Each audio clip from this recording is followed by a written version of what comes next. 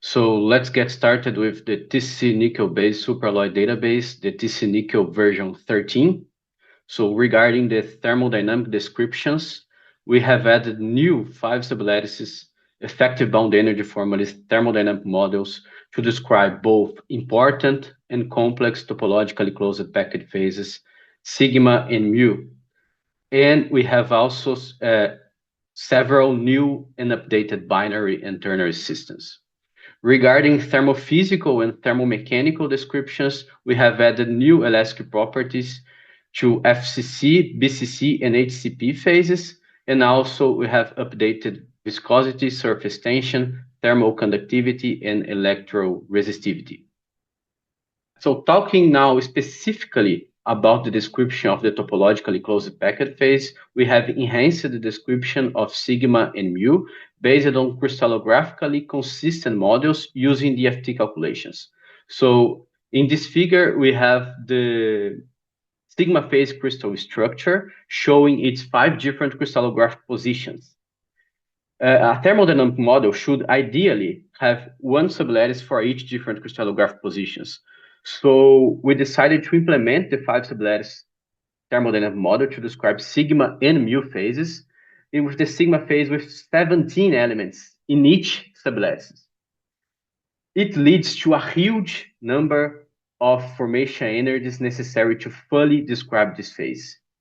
Just for example, it would be necessary more than 4,000 binary formation energies, more than 100,000 ternary formation energies of the n-member compounds.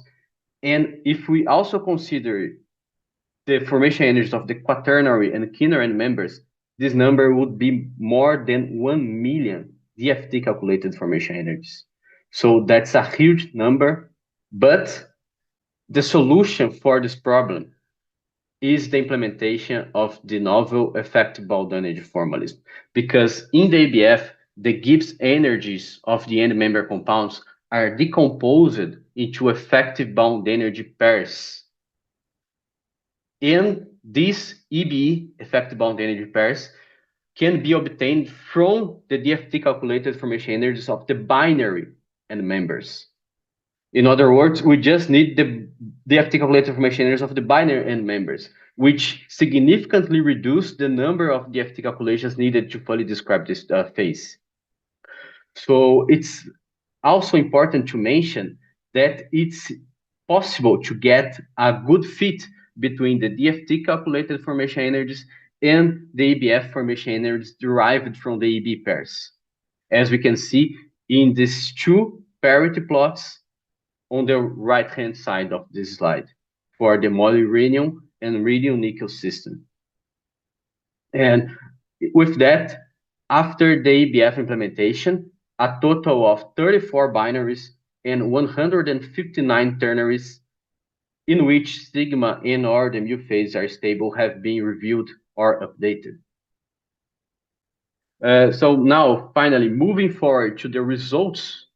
Here in this slide, we have a comparison between the TCNICL12, which used the compound energy formalism to describe sigma and mu, and TCNICL13, which used the EBEF to describe these two topologically closed packed phases.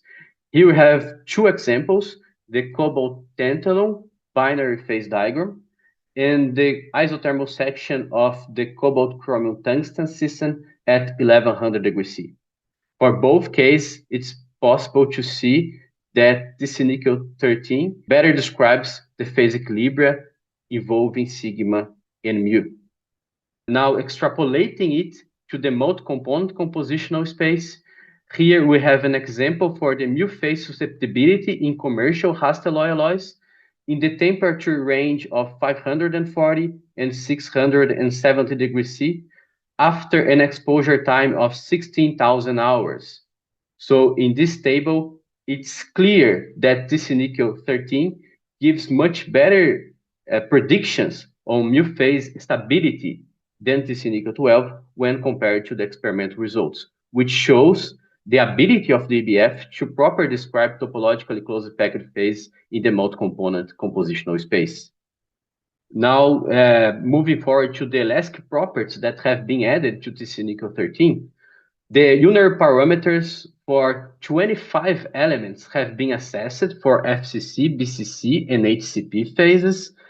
And in addition to that, many binary solid solutions have also been assessed, as can be seen in the table on the right-hand side of this slide.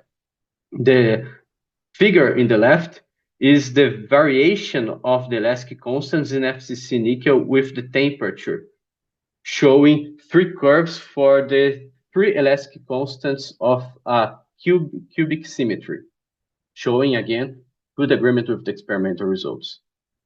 In this slide, we are showing the effect of ordering on the elastic constants. So these two figures are related to the elastic constants of FCC LON2, the gamma prime phase, nickel-3 aluminum, and nickel-3 silicon as a function of temperature, showing again good agreement with the experimental results, but also it features the behavior of these elastic constants curves with the order-disorder transition.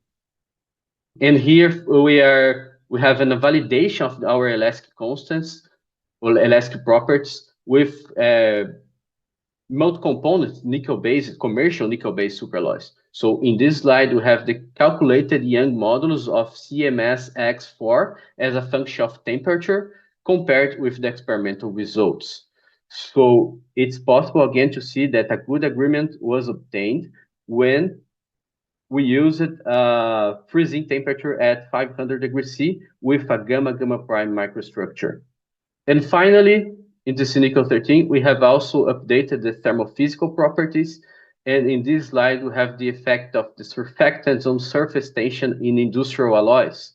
So in these two graphs, we have this surface tension curves as a function of temperature for two examples, the steel ASI 304 and the nickel-based superalloy Inconel 718.